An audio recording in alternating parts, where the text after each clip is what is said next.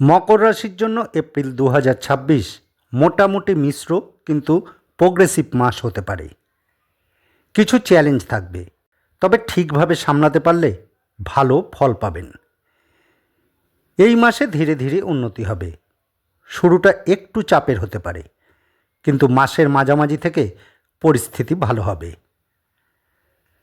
নতুন সুযোগ আসতে পারে, বিশেষ করে যারা চাকরি বদল বা নতুন প্রজেক্ট ভাবছেন। অফিসে দায়িত্ব বাড়বে, তার সাথে সম্মানও বাড়বে। সহকর্মীদের সাথে একটু সতর্ক থাকুন, মিসআন্ডারস্ট্যান্ডিং হতে পারে।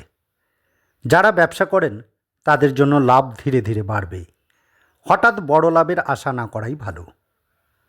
খরচ কিছুটা বেড়ে যেতে পারে, বিশেষ করে পরিবার বা প্রয়োজনীয় জিনিসে। হঠাৎ বড় কোনো ইনভেস্টমেন্টে যাবেন না। মাসের শেষে অর্থ পরিস্থিতি একটু স্থিতিশীল হবে। সম্পর্কে ছোটোখাটো ঝামেলা হতে পারে, কিন্তু কথা বলে মিটে যাবে।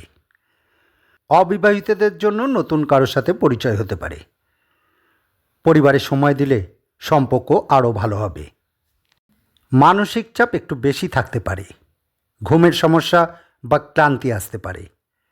নিয়মিত রুটিন আর হালকা ব্যায়াম করলে ভালো থাকবেন। সিদ্ধান্ত নেওয়ার আগে ভালোভাবে ভাবুন।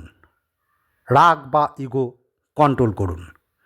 ধৈর্য ধরলে এই মাসেই ভালো ফল পাবেন।